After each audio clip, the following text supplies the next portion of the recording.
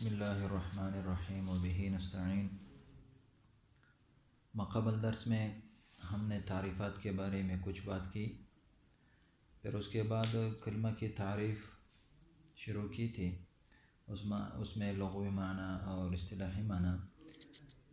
اصطلاحی معنی میں ہم لفظ تک پہنچے ہیں، آج لفظ کا لغوی اصطلاحی معنی، پھر اس کے بعد آگے انشاءاللہ بیان کریں گے۔ لفظ لغت میں الرمیو یعنی اردو میں پھینکنے کو کہتے ہیں، جیسے اکلت التمرۃ ولفظت النواۃ، میں نے کھجور کھائی اور اس کے گٹھلی پھینک دی۔ لفظت یعنی میں نے پھینکا، النواۃ گٹھلی، ای رمیتها، رمیتها یعنی میں نے پھینک دیا۔ پھر